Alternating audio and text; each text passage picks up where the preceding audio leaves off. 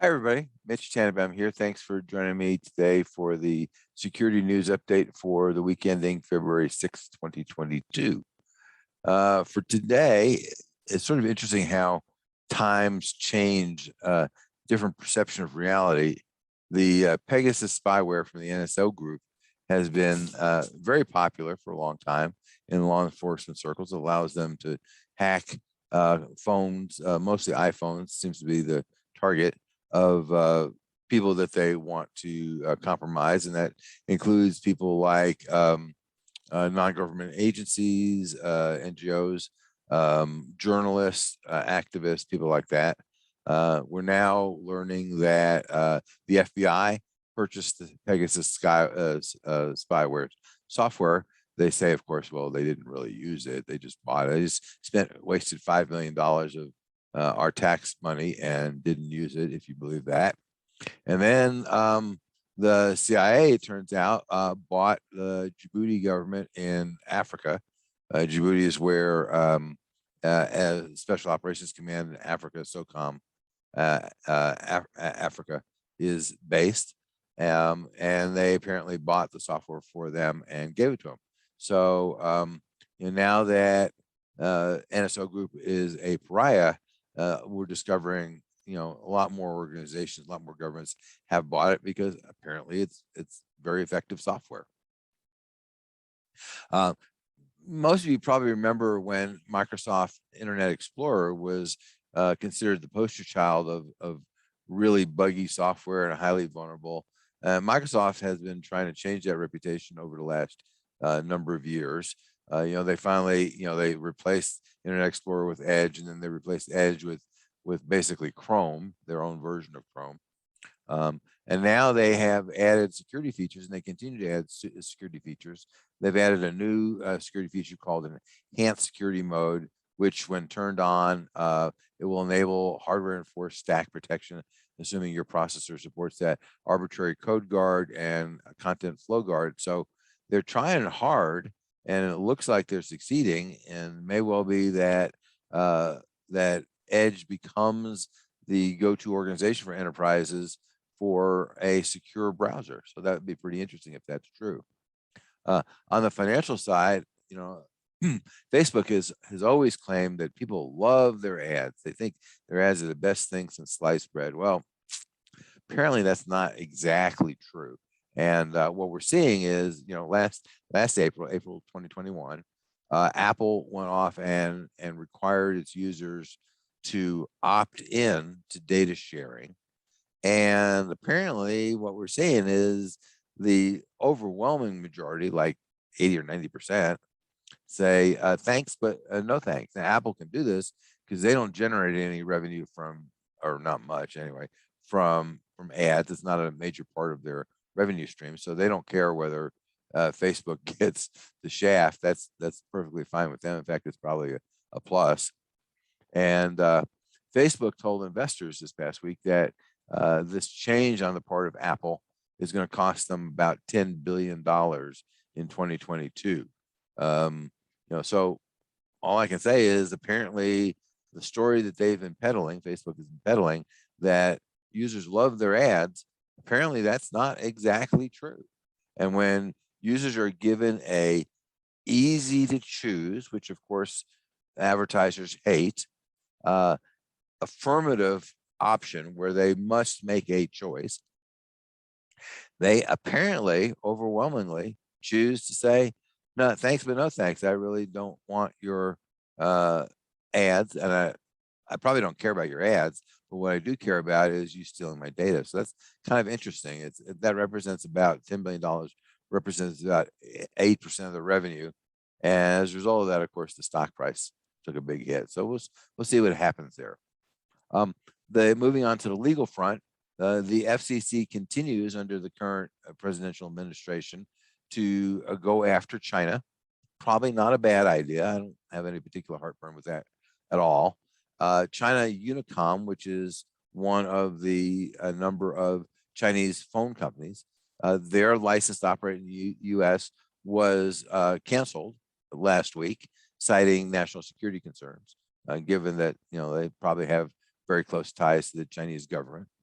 The company has 60 days to shut down operations, and obviously that also means that users have 60 days to find a new phone carrier. I don't know how big a base that they have in the United States, but whoever is using them now has to find a new phone carrier. They can continue to operate their data centers here in the United States. I don't know, other than maybe Chinese companies who might be interested in hosting their stuff at a China Unicom data center, but maybe some people. I'm sure that they will try to fight it. I don't think any judges are going to go off and issue an injunction, after the FCC has said, we have national security concerns. I could be wrong, but I'd be really surprised if that's what happens. I wrote about Kronos last week and said that they thought recovered from their December 11th cyber attack. That apparently was a little bit optimistic. They are still doing that. What we're seeing, of course, as a result of that is, and this is important, I said this last week, it's important that you as a business understand that as you use all of these cloud-based services, if one of these cloud-based services goes away and takes the data with them, because that's what happened with Kronos, right? They get hit by a ransomware attack. So there's no opportunity to go off and say, hey, give me a copy of my data first. So now what these organizations have been doing is trying to do payroll by hand. One of the organizations, these are big companies, Pepsi and Tesla and New York City Transit Authority and other, big companies have been using them. They've been trying to pay their employees by hand. That has not been terribly effective, which is not surprising, right? The reason why you use software in the first place is because it's hard to do otherwise. And there are a number of lawsuits, and I anticipate there will be more. And the lawsuits fall into two categories with multiple defendants. So the first category is from employees who say, gee, I didn't get paid correctly. And the law doesn't make an exception for, gee, the outsourced third party that I chose to outsource my payroll to had a problem, and therefore I'm not responsible. The law doesn't say anything about that. So I'm guessing that those will probably work. We shall see what the damages are. Obviously they're paying their employees something, so they're shorting the paychecks. I don't know what the penalty for that will be, and there may be some administrative penalties for that. The other is lawsuits from the companies who are affected, who spent a lot of money trying to come up with a backup system to replace Kronos, with absolutely no warning. That's got to be expensive. And I'm guessing that, and we know that, for example, the state of West Virginia, who's a Kronos customer, has said that they are suing Kronos. I'm guessing that we'll see more of those where people will go off and say, gee. But the moral of the story here for businesses is, when you outsource something to a third party, unless you don't care whether you lose all the data that you have hosted at the third party, you ought to have a plan to get a copy of it if something happens to that third party. Schools seem to be a hot target, unfortunately, for hackers. I think the reason why they're a hot target is that their security, for the most part, is not great. And, they have very limited budgets, very limited staff. A lot of times their software is outdated, and as a result, hacking them is not very hard. They then go off and try to see whether they can get these guys to pay a ransom. Some of them will, some of them won't. So the education journal THE, Transforming Education Through Technology, has written an article on how to prepare your school for a cyber attack with limited resources. CISA, the part of DHS, is also working on that. They have some reports and resources and such that are due out later this year. But if you are involved with a school on one level or another, this is a probably good read and some education for you.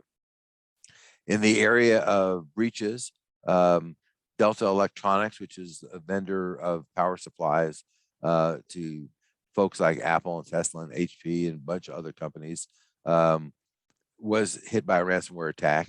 The hackers claim that they've encrypted over 1,000 servers and over 10,000 PCs. And the attackers are asking for $15 million in ransom. Delta says it didn't affect anything important. Now, I don't know. I mean, maybe the 10,000 PCs is not accurate. Hackers have been known to lie before. Or maybe Delta is not really telling the truth. So the story is yet to come out there, I think, in reality, but we'll find out. In the world of decentralized finance and hacking, obviously that's where the money is. So it's not surprising the hackers are going after the decentralized finance guys. A company called Qubit, which has nothing to do with quantum computing, is begging hackers to give back the money. The folks stole $80 million, the folks being the hackers, in cryptocurrency. And, Qubit is saying, well, how about if we give you like a $2 million finder's fee? Would you give us back the other $78 million? So far, they haven't thought that was a good idea. But on the other hand, it also may be hard for them to launder $80 million in cryptocurrency. So unless they have the, I don't know who the hackers are here, but maybe it's North Korea, and maybe they have a long play and they figure, excuse me, we can launder this money over the next 5 or 10 years, which might not be a bad strategy, and then figure out how to go off and hide it. And depending on what the cryptocurrency is, some of that is easier to track than others. So, stay tuned again. We'll see. But, the bottom line, this is not likely to be covered by the insurance. I doubt they have $80 million in insurance, even if they have insurance, and even if the insurance would cover this kind of thing. So we shall see. If you're a cryptocurrency investor, I would say don't put anything in one of these exchanges that you're not willing to lose 100% of. So in the, when is this ever going to end?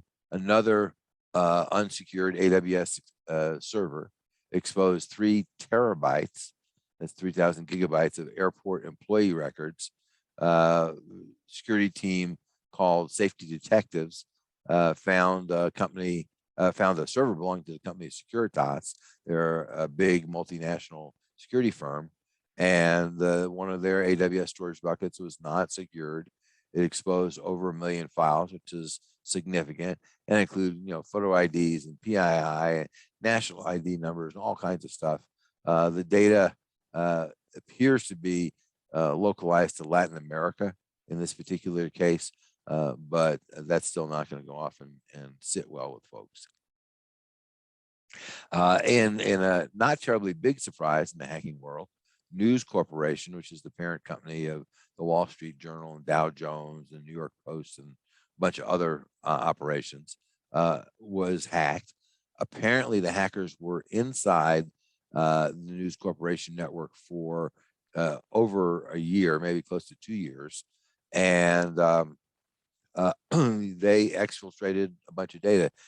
News Corp is being pretty sketchy about what they got, but they did get, we think, access to their cloud-based documents. They are a Google enterprise, which that doesn't matter one way or the other. I don't think that's part of the risk. I think I'm assuming that a reporter got sloppy and their credentials got compromised and whatever, and for whatever reason they didn't detect it. That's probably the bigger issue.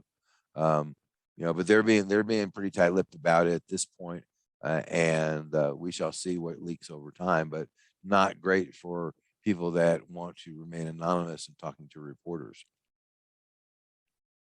Speaking of that, are you prepared for the insider threat? There's multiple kinds of insider threats. We typically think of the malicious insider that's stealing stuff or doing damage, but that's really, relatively speaking, that's really a minor part of the insider threat problem. So in Monday's blog, I wrote about the other forms of insider threat and think about what you can do to go prepare for that and mitigate that. On Tuesday, I talked about the issue in recycling centers. Apparently, it's a big issue. We all want to recycle, but apparently people are throwing away things with lithium-ion batteries in them. And one recycling center that was discussed had like over 40 fires caused by batteries since 2016. One of which cost millions of dollars of damage, destroyed almost the entire plant, and they had to lay off all their workers for like 4 months, and it was a terrible situation. I don't know. One of the problems is that firefighters typically use water to go fight fires, and water and lithium don't mix very well. And as a result of that, the firefighting tends to spread the fire. So it's an interesting challenge. The high-tech industry generates an amazing amount of environmental waste. We can't throw that in a landfill. It's just not a great long-term solution. But I'm not sure what the solution is to lithium-ion batteries. So that's an interesting challenge. Next, we talked about the Cyber Safety Review Board. That is something that was created out of the most recent presidential cybersecurity executive order. That board has finally stood up. It took a long time to do that, in my opinion, about 6 months, which I guess in government time is pretty quick. And their first case that they're going to look at is Log4j. Obviously, Log4j affected a lot of government agencies and a lot of big companies. And the question is, what can we learn from this disaster? And, can we make some recommendations to go see if we can avoid that? This is all about supply chain attacks. Supply chain attacks are a big thing these days because they're super effective, right? If you go compromise one piece of software like Log4j, now you've compromised thousands of companies. So supply chain attacks are not going away, and it'll be interesting to see what the Cyber Safety Review Board says about it. One of the things that's different from the National Transportation Safety Board, which they've been likened to, is that the NTSB tends to take years to get its reports out, and the Cyber Safety Review Board, the SRB, has to generate its report to DHS, which then goes to the president, and then they generate a sanitized report for the public, supposedly. We shall see. Since this is the first time it's happened, we don't know, but that's what the manual says they're supposed to do. They had to get that report to DHS in 60 days. So this is a fast mover, and we should watch for what comes out of that. And lastly, we have the security news bites for this week. I continue to be amazed at the number of attacks going after my blog site. I mean, it's not connected to anything, right? It's on its own server in the cloud. So compromising that is not going to get to our corporate network. We're seeing massive SQL injection attacks going off, and 1,000 attacks in a matter of days. So it's really attempts, nothing successful, but attempts. And so it's interesting to see, anybody who thinks that the bad guys are not going out after their assets, they're just not looking. CISA is starting to get much more aggressive on patching flaws. They have this sort of master list of flaws that executive agencies are supposed to make sure that they're mitigating against. And I would say that this is a good list for every business to be looking at. Every time CISA adds something new, they added, I think, 8 or 10 this week. And there's only, given there's like, I don't know, 10 or 15,000 CVEs issued last year, and there's a couple of hundred bugs on the CISA list. What they're saying is this is kind of the things that we're seeing being exploited. So I would say, whether you're an executive branch agency or not, you ought to go look at this and say, oh yeah, we ought to go take care of that because these are the high risk things. The NSO group, turns out, has a competitor in Israel, and they separately, because they seem to be competitors, and so I don't think they're sharing information, found a particular Apple bug that allowed them to go compromise iPhones, similar to what NSO Group did. But these guys apparently are smarter, and they're keeping a lower profile. And so they haven't been whacked in the media yet, but that'll happen pretty shortly because they're getting some attention now. And when Apple fixed the flaw that the NSO Group was exploiting, they also took down this evil twin. How many other companies there are out there that are doing similar things, selling similar services? Probably some which are even less reputable than NSO. That's kind of hard to believe, but they're probably out there. And they're selling not to the governments, which in theory are the good guys, but probably to the hackers. And so, it's interesting that the bugs are there, and they're being compromised, and there's a lot of folks that are doing that. Next, the Department of Justice has charged 6 different Indian call centers and their executives with scamming Americans. You get those calls. I'm from Microsoft. I'm here to help you. Yeah, right. Sure, I believe that. But people fall for that. They send money. They give people access to their computers, all kinds of stuff like that. So this is good. I'm hoping that since we're a little bit friendlier with India than we are with, say, Russia or China, these guys will in fact be extradited to the United States to stand trial. We shall see. That hasn't happened yet, but hopefully that will happen. And lastly, and this is a bit scary, I've talked before about stalkers using Apple AirTags to go off and stalk their victims. Typically young, vulnerable women is the attack target. People are probably less likely or less interested in attacking me. And who knows?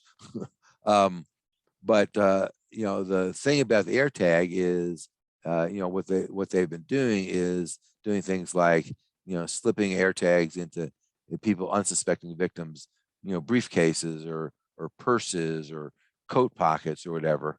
And Apple, has added a new feature to their AirTag software on their iPhone, which of course is only useful if you're running an iPhone, that says, hey, there's an AirTag that's been following you and it's not yours.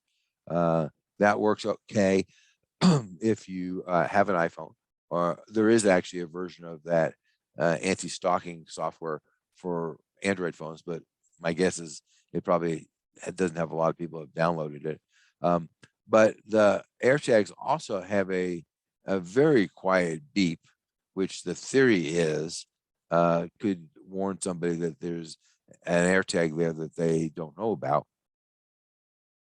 Apparently, you can go off and buy on eBay or whatever an AirTag that's been neutered. People have figured out both they provide instructions online so you can do it yourself, or you can buy it from one of them where they have neutered the speaker in the AirTag. So even though the AirTag is trying to scream, it doesn't make any noise.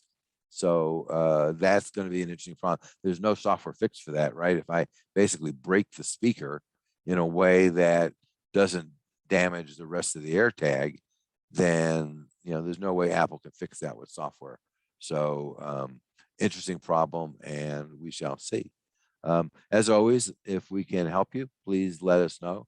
And until next week, thank you for listening. Turnkey Cybersecurity and Privacy Solutions offers the complete cybersecurity program for small to medium-sized businesses. They include everything needed to secure your business and meet compliance requirements. Visit our website at turnkeycybersecurityandprivacysolutions.com to learn more.